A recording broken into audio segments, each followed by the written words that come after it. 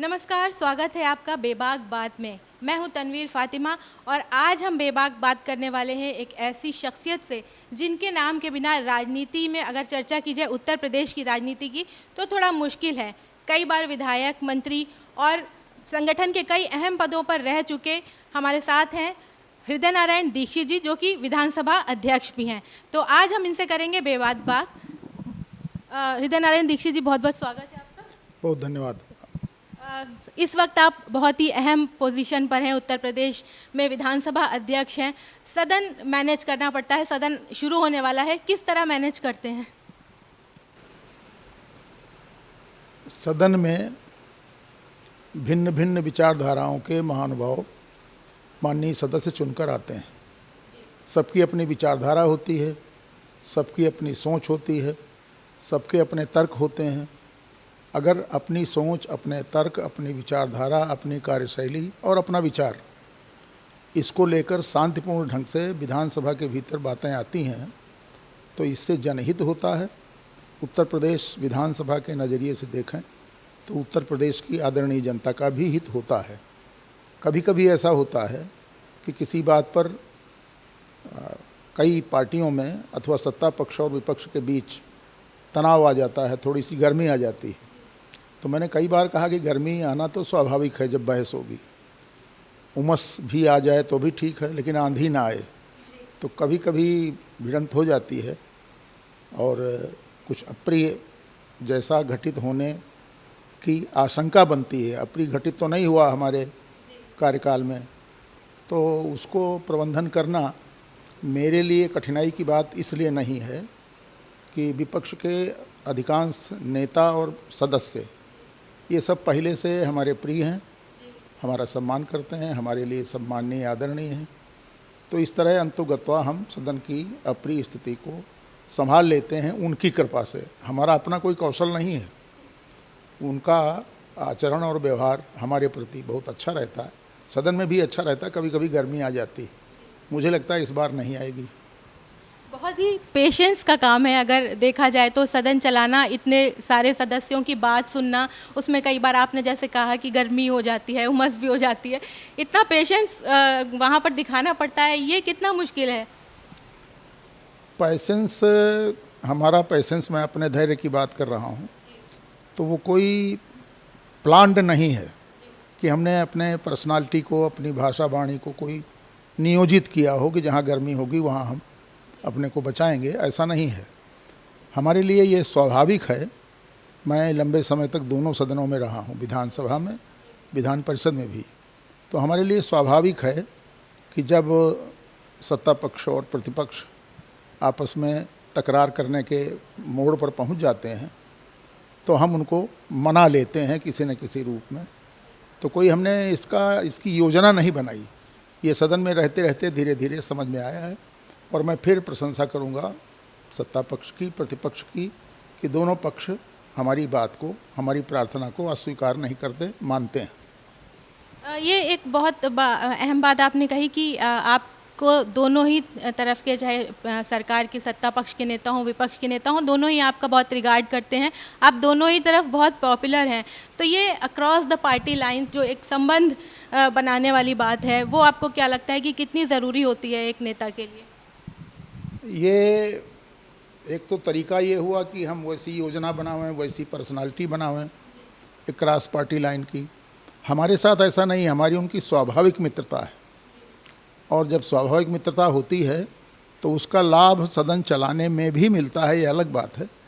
लेकिन हमारी सबसे स्वाभाविक दोस्ती और याराना है, सबके साथ गपशप होती है, उसका लाभ स्वाभाविक ही विधानसभा के अध्यक्ष के कार्य संचालन में मिलता है। लेकिन ये हमने क्रिएट नहीं किया, प्लान नहीं किया ऐसा। बहुत लंबा राजनीतिक अनुभव है आपका दीक्षित जी, तो काफ़ी टाइम से आपने देखा होगा कि कई सरकारों के सदन देखे हैं। क्या कुछ फ़र्क लगता है आपको पहले से, तब में और अब में? बहुत पहले, अगर 80 और उसके पहले जाएं तो इस तरह की गर्मी कम होती थी। परिस्थितियां बदली हैं, मतदाता का मांग पत्र बदला है। माननीय सदस्य की परेशानी होती है, प्रत्येक सदस्य की।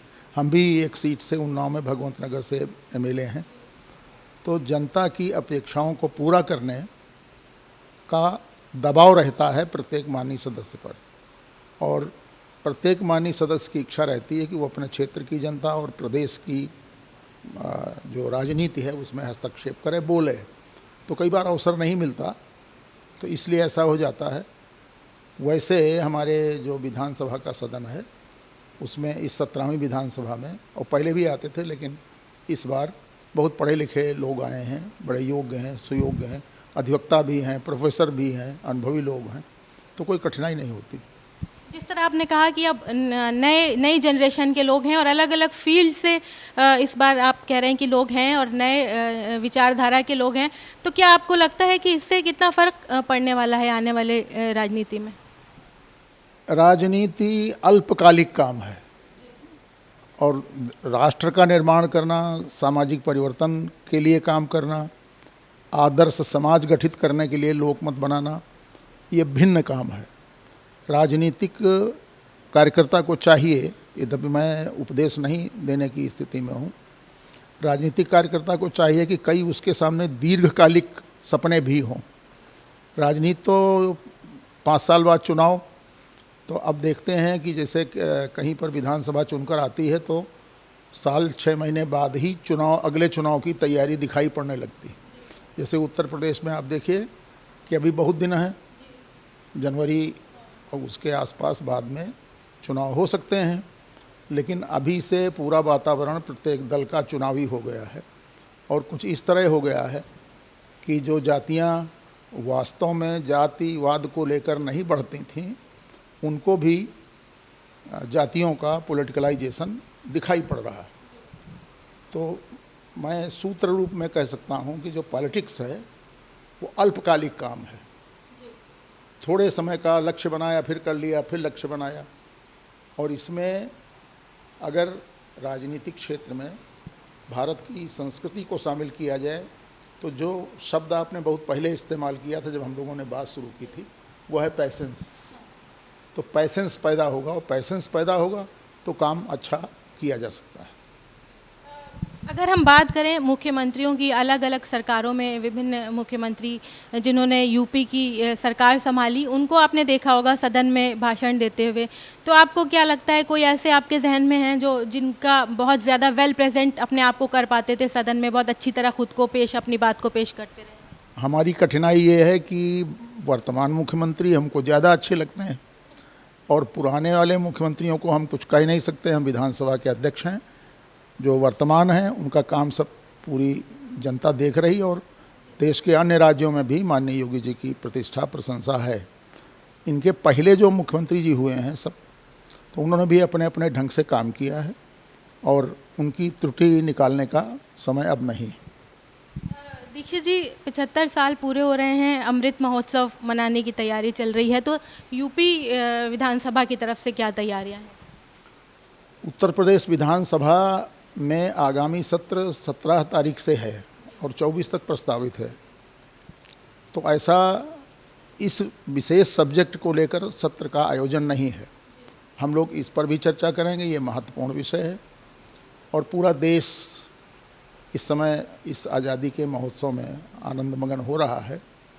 और एक बहुत बड़े देश के, दुनिया के सबसे बड़े लोकतंत्र के लिए यह एक सौभाग्य का अवसर भी है कि हम 15 अगस्त 47 को स्वाधीन हुए थे। उस समय की अर्थव्यवस्था, उस समय की राजनीति, उस समय हमारे मानव संसाधन, उस समय के हमारे उद्योग, तब से लेकर अब तक हम राष्ट्र जीवन के भिन्न भिन्न क्षेत्रों में बड़े प्रतिष्ठित हुए हैं। कुछ प्रतीकात्मक बातें भी हैं, जैसे ऋग्वेद को यूनेस्को ने माना कि दुनिया का सबसे ये प्राचीन ज्ञान कोश है, तो देश को स्वाभाविक ही आनंद आया। योग को स्वीकार किया गया अंतर्राष्ट्रीय स्तर पर, तो बड़ा आनंद आया। माननीय प्रधानमंत्री जी की जितनी लोकप्रियता भारत में है उससे कहीं ज़्यादा, और लगभग उतनी ही अगर कंजूसी में कहा जाए तो वो दुनिया के अन्य देशों में भी है। और भारत में जो हमारे पूर्वजों ने स्वप्न देखे थे, स्वाधीनता संग्राम के योद्धा कई तरह के लोग थे, कुछ क्रांतिकारी थे, कुछ सविनय अवज्ञा आंदोलन चलाते थे। तो सबके जो सपने थे वह सपने महान भारत के थे, एक ऐसा भारत जो रिद्धि सिद्धि समृद्धि और वैभवशाली हो, और एक ऐसा भारत जो अजेय हो। हम किसी दूसरे को जीतना नहीं चाहते। हमारे यहाँ संस्कृति में, परंपरा में कहा गया कि हम किसी पर भी आक्रामक नहीं होना चाहते, न रहे हैं, लेकिन हम स्वयं अजेय रहना चाहते हैं कि हमको भी कोई परास्त करने की बात न सोचे, और एक ऐसा वातावरण इस समय बना है। ये भारत के लिए सौभाग्य की बात है कि केंद्र में माननीय नरेंद्र मोदी जी के काम से सारी दुनिया प्रभावित है, और यहाँ उत्तर प्रदेश के हम हैं तो स्वाभाविक ही उत्तर प्रदेश के माननीय मुख्यमंत्री का काम भी लोग देखते हैं और पसंद करते हैं। आपने अभी बात की कि देश विदेश में ख्याति पहुंच रही है, भारत के योग को लोगों ने स्वीकारा है, और कई ऐसी चीज़ें हैं जिसमें अब एक्सेल कर रही है हमारी कंट्री। तो अभी ओलंपिक्स क्योंकि हाल ही में हुए हैं, तो उस पर एक आपका रिएक्शन जानना चाहेंगे कि ओलंपिक्स में जिस तरह का प्रदर्शन रहा भारतीय खिलाड़ियों का, उस पर क्या कहें? ओलंपिक में हमारे भारतीय खिलाड़ियों ने जो काम किया है उसको लेकर हम लोगों का, भारतीयों का सीना चौड़ा हो गया, बड़ा अच्छा लगा। और इसके पहले नहीं हो पाया कभी ऐसा जितना इस बार हुआ है। तो ये एक और सौभाग्य की बात है कि पहली बार हम भारत के लोग ओलंपिक में अपने विजेता खिलाड़ियों को लेकर आनंदित हैं। राजनीति के अलावा आप साहित्यकार भी हैं, शायद बहुत से लोग नहीं जानते होंगे, उनकी जानकारी के लिए बता दें कि दीक्षित जी साहित्यकार भी हैं, पत्रकार भी हैं। तो साहित्य और पत्रकारिता से अब कितना जुड़ाव अब रह पाता है? इतना आप व्यस्त हैं, अब नए अपने विधानसभा अध्यक्ष के तौर पे काम कर रहे हैं, क्या आप समय दे पाते हैं? मैं ऐसा मानता हूँ कि प्रत्येक व्यक्ति को परमात्मा ने 24 घंटे ही दिए हैं, आपको भी हमको भी। आपने अपने 24 घंटे का प्रयोग ऐसा किया कि वरिष्ठ पत्रकार और एंकर बन गए। हमने अपने 24 घंटे का प्रयोग ऐसा किया कि हमने लगभग 32 किताबें लिखी भिन्न भिन्न विषयों पर, और अभी भी तमाम अखबारों में हमारे कॉलम हैं। मैं जितना पहले काम करता था लिखने पढ़ने का, उतना काम अब भी करता हूँ। भिन्न भिन्न विषयों पर मैं किताबें लिखता हूँ। और नई बात यह है इधर कि जब से ये कोरोना का महामारी आई और जब लॉकडाउन रहा लंबे समय तक, तो उस बीच में हमने अथर्ववेद पर बड़ी मोटी किताब लिख डाली, छप भी गई। तो उस समय का भी हमने सदुपयोग किया। तो ये व्यक्ति की प्रायोरिटी होती है कि वो क्या करना चाहता है, और प्रायोरिटी ठीक हो तो अच्छे काम किए जा सकते हैं। और प्रत्येक सामाजिक कार्यकर्ता को, राजनीतिक कार्यकर्ता को चाहिए कि वो अपनी विचारधारा के लिए लिखे, पढ़े, बोले। इससे एक आदर्श लोकमत बनता है। हम समझते हैं कि हमारे भी लिखने पढ़ने से नहीं ज़्यादा तो अगर 100-50 लोग भी प्रभावित होते हैं, 1000-2000 ही होते हैं, तो वातावरण बदलता है। सबसे प्रिय विषय क्या है जिस पर आपको लिखने में सबसे ज़्यादा आनंद आता है? अंग्रेजी राज के दौरान भारत के रहन सहन, भारत की जीवन शैली, इनके मूल्यों को लगातार अंग्रेजी सत्ता द्वारा, अंग्रेजी सत्ता के समर्थक विद्वानों द्वारा, और भारत में जो अंग्रेजी राज की प्रशंसा करने वाले लोग थे, उन लोगों ने भारतीय संस्कृति, भारतीय विचार, भारतीय रीति, भारतीय प्रीति, भारतीय रहन सहन, इसको छोटा बताया।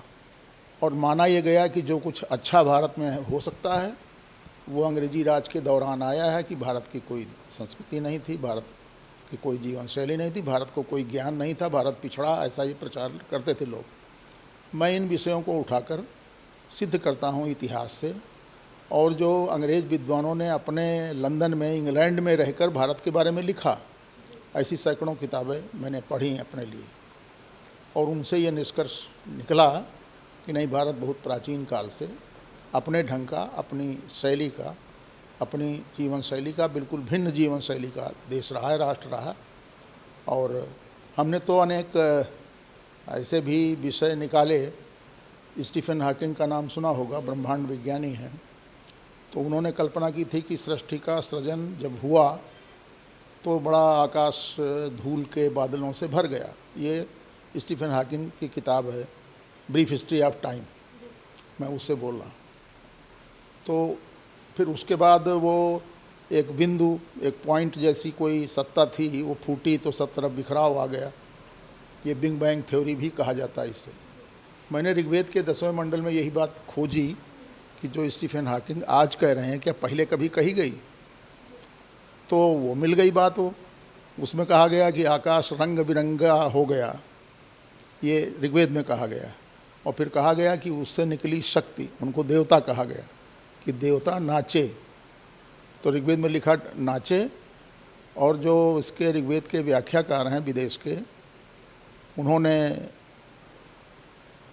भी कहा कि जो देवता हैं डांसिंग शब्द प्रयोग किया। उनका नाम है ग्रिफ्थ। तो ग्रिफ्थ ने उसी अंश का अनुवाद करते हुए कहा कि ये देवता भी डांस कर रहे थे। तो कई जगह ऐसा लगता है कि कुछ बातें जो अब विज्ञान में आ रही, वो पहले हमारे पूर्वजों द्वारा किसी न किसी रूप में कही गई। हमारा ये दावा नहीं कि सारी बातें कही गई, कुछ बातें मिथ भी हो सकती हैं, लेकिन बहुत बातें ऐसी हैं जो कही गई। तो विज्ञान जो दुनिया में प्रगति कर रहा है, और हमारे संविधान निर्माताओं ने भी वैज्ञानिक दृष्टिकोण को महत्व देने की बात कही है। संविधान में लिखा हुआ है कि प्रत्येक व्यक्ति का कर्तव्य है कि वो वैज्ञानिक दृष्टिकोण को बढ़ावा दे। तो वैज्ञानिक दृष्टिकोण को बढ़ावा देना और जो प्राचीन संस्कृति सभ्यता है उसको मिलाना, ऐसा मुझे प्रिय है। और ऐसे ही विषयों पर हमारी किताबें, गांधी जी पर भी हमारी बड़ी मोटी किताब है हिंद स्वराज का पुनर्पाठ। तो ऐसा प्रयास रहता है, पर ये कोई बड़ा आउटस्टैंडिंग है ऐसा नहीं मानता मैं। काफ़ी अच्छी आपने बात बताई, हम लोगों को एक नई जानकारी सामने आई। लेकिन एवोल्यूशन की बात हुई है तो एक बात ये ध्यान आती है कि जनसंख्या नियंत्रण कानून इस वक्त उस पर चर्चा चल रही है और उसको फाइनल फॉर्मेट में लाया जा रहा है। तो आपको क्या लगता है कितनी ज़रूरत है इस वक्त इस कानून की?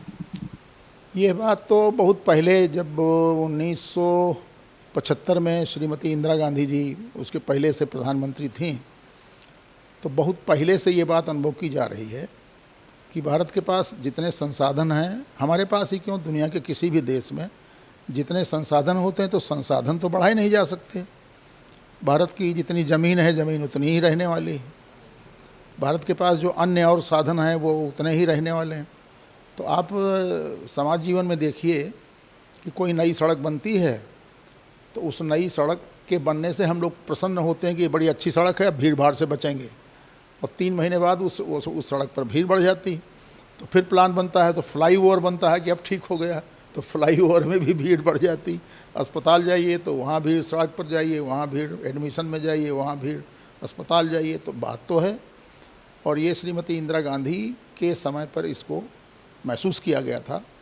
गड़बड़ी ये हो गई कि उस समय 1975 में, 74-75 में ज़बरदस्ती नसबंदी का अभियान चला और लोग भागकर खेतों में छुपे रहते थे, निकलते नहीं थे कि नसबंदी ज़बरदस्ती की जानी है। तो ये एक राष्ट्रीय कार्यक्रम था और इस राष्ट्रीय कार्यक्रम में कांग्रेस की सरकार से थोड़ी गलती हो गई ज़बरदस्ती वाली। इसके बाद फिर किसी पार्टी की हिम्मत ही नहीं पड़ी कि इसका नाम लेंगे तो वोट कट जाएगा। अब मोदी जी और योगी जी की सरकारें इस पर चिंतन कर रही और यह आवश्यक भी है कि संसाधन, या तो संसाधन बढ़ें, तो संसाधन कितने बढ़ाएंगे हम, सड़कें कितनी बनाएंगे? फ्लाईओवर माने एक के ऊपर एक सड़क, तो फिर आगे और एक, उसके ऊपर एक और सड़क। तो जैसे ये फ्लैट वाले घर होते हैं 15-15 मंजिल के, तो क्या उस तरह की सड़कें हम बना पाएंगे? तो एक आवश्यकता तो है। एक बार फिर अगर सदन की तरफ लौटें तो आपसे जानना चाहेंगे कि कोई ऐसा नेता आज से लेकर या पहले की सरकारों में कोई आपको लगता है जो सबसे ज़्यादा वाकपटु हो, जो लगता है कि अपने आप को हाजिर जवाब आपके जहन में आता है? नहीं, सब राजनीतिक कार्यकर्ता, विधायक, सांसद, हमारे उत्तर प्रदेश विधानसभा में हमसे पहले हुए सभी अध्यक्ष, सभी माननीय सदस्य, सब अपने अपने ढंग के वाकपटु होते हैं। और हम लोगों का काम ही तो बातें करना है, कोई फावड़ा चढ़ाना तो है नहीं। तो इसलिए किसी एक को बड़ा बनाना, बताना कदाचित ठीक नहीं होगा। अगर थोड़ा सा आपकी निजी ज़िंदगी पे आएँ तो अपने आप को स्वस्थ रखने के लिए कुछ एक्सरसाइज, कसरत, कुछ योग वगैरह करते हैं आप? पहले तो नहीं करते थे, कोरोना में मुझे कोरोना हो गया। उसके बाद बड़ी वीकनेस आई तो हमारी मित्र मंडली ने हमको राय दी कि कुछ करिए, तो फिर मैं टहलने लगा। लेकिन अभी टहलना हमारा 7-8 महीने से है और कुछ प्राणायाम करने लगा। इसके अलावा तो पहले कभी हमने योग और प्राणायाम किया नहीं, अभी की इसी वर्ष शुरू किया। कुछ फ़र्क लग रहा है कि करने से फ़ायदा हो रहा है? बिल्कुल हो रहा है। ये योग को हमने पढ़ तो पहले ही डाला था, करना शुरू हुआ अब बहुत पहले ही। पतंजलि एक ऋषि हुए हैं, ज्ञानी हुए हैं, उनको ज्ञानी कह सकते हैं, ईसा की 2री शताब्दी के आसपास। तो उन्होंने एक किताब लिखी, उसका नाम है योग सूत्र। तो पूरे ये योग सूत्र में पढ़ गया था बहुत पहले, और बहुत वैज्ञानिक सोच है योग की। तो मैं उससे प्रभावित था, मैंने उस पर कई लेख भी लिखे थे, लेकिन स्वयं नहीं किया था। तो अब स्वयं भी करने लगा हूँ, तो फ़र्क तो आएगा। जी, योग के अलावा अगर बात करें कि खाने पीने की, तो सबसे प्रिय भोजन, कंफर्ट फूड जिसको कहते हैं, वो क्या है आपका? ये जो मसाला या मिर्च या ऐसी या पूड़ी या पराठा, ऐसा मुझे बचपन से ही प्रिय नहीं है। अब क्यों नहीं, ये हम नहीं जानते। अब इस समय तो अगर आप या हम कोई चीज़ छोड़ें तो माना जाएगा कि हमने अध्ययन किया, ये उपयोगी, ये उपयोगी। लेकिन बचपन में कोई स्टडी तो होती नहीं, तो बचपन से ही मुझे ये प्रिय नहीं।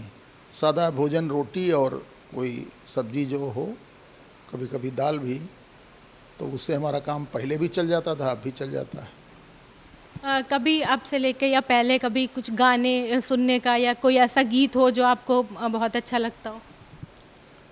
गाने मैं सुनता हूँ, और जो सिनेमा के गाने हैं उनको भी बहुत ध्यान से सुनता हूँ, और मुझे अच्छे लगते हैं।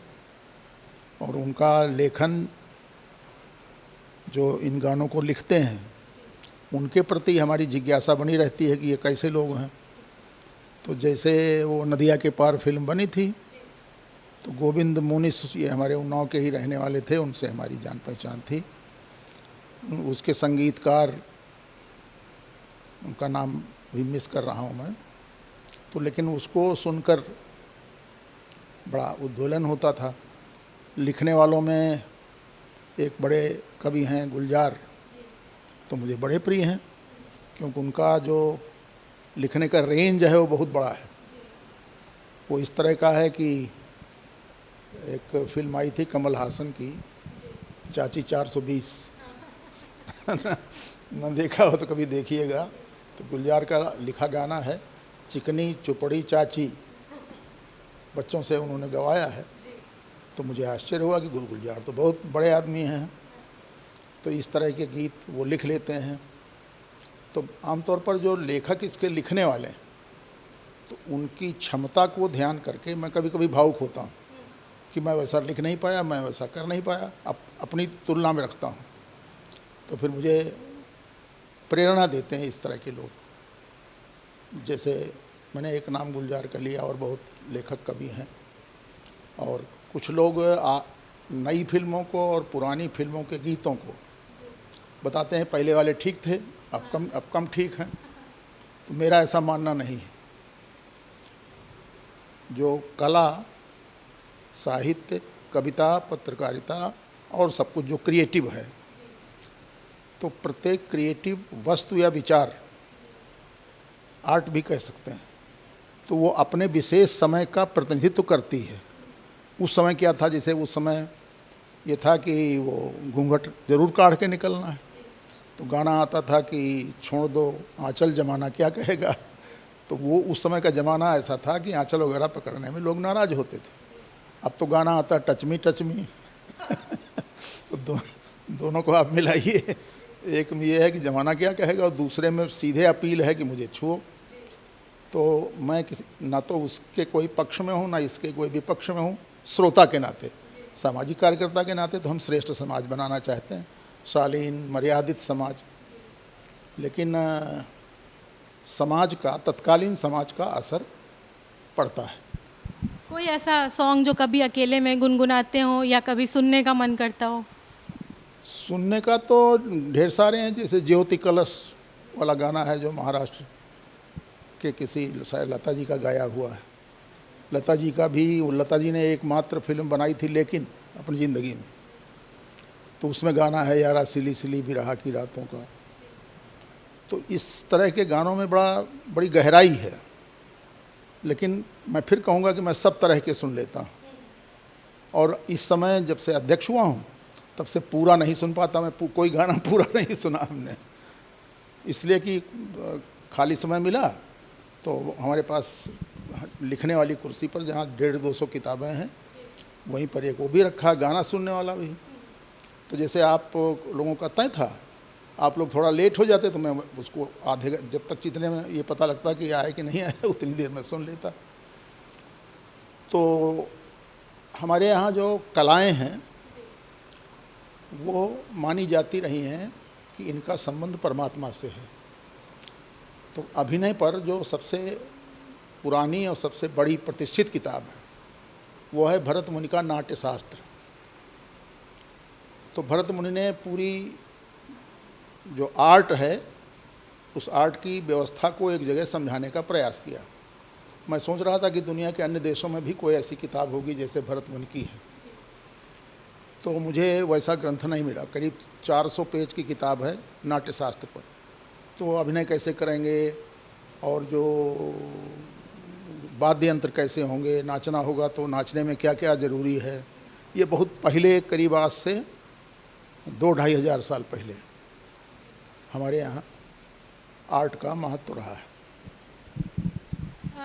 काफ़ी जब से आप आए हैं राजनीति में या जब से आपने होश संभाला तब से अब तक में टेक्नोलॉजी में बहुत चेंज हो गया है। फ़ोन कैसे होते थे पहले और अब कैसे होने लगे हैं, व्हाट्सएप चल रहा है या दूसरे सोशल मीडिया हैं। क्या आपको इस तरह का शौक़ है कि जो टेक्नोलॉजी चेंज हो रही है उससे आप लगातार अपडेट होते रहें? टेक्नोलॉजी में अपडेट तो नहीं हो पाता, लेकिन टेक्नोलॉजी से जहाँ लाभ हुआ है वहाँ पर कहीं कहीं ऐसा दिखाई पड़ता कि टेक्नोलॉजी हमारी मालिक हो गई। होना चाहिए था उसको असिस्टेंट। तो जिस व्यक्ति के जीवन में टेक्नोलॉजी असिस्टेंट के रूप में होगी वो व्यक्ति उन्नति करेगा, ऐसा हमारा मानना है। और जिस व्यक्ति के जीवन में टेक्नोलॉजी मालिक हो जाएगी वो उसका नौकर हो जाएगा, दबाव में रहेगा, तो उसका तो भविष्य दुखद संभव है। अभी कुछ नई तरह की तकनीकी का प्रयोग करके 15-15 मिनट की वो फिल्में बनी हैं और उन फिल्मों में तमाम ऐसा कूड़ा करकट है जिसमें आर्ट कम है और हीन भाव ज़्यादा है। तो ये लोग जो है टेक्नोलॉजी के अंडर में आ गए। हमारे आपके घर के बच्चे हैं तो उस फ़ोन का ठीक प्रयोग करें, लेकिन वो फ़ोन पर ही 3-3 घंटा बैठे हैं, तो टेक्नोलॉजी हमारे समाज को नुकसान भी पहुंचा सकती है। हमारा मानना है कि टेक्नोलॉजी उपयोगी है और इसका विकास अद्भुत और आश्चर्यजनक भी है, पर ये सावधान रहना चाहिए कि कहीं हमारी मालिक न बन जाए। सहायक की भूमिका में रहे तो ठीक है। हमसे बात करने के लिए बहुत बहुत शुक्रिया दीक्षित जी। तो आज हमारे साथ बेबाक बात की उत्तर प्रदेश विधानसभा के अध्यक्ष हृदय नारायण दीक्षित जी ने। अगली बार फिर आपसे होगी मुलाकात किसी और ख़ास शख्स के साथ। आप हमारे वीडियो को लाइक, शेयर और सब्सक्राइब ज़रूर कीजिए। नमस्कार।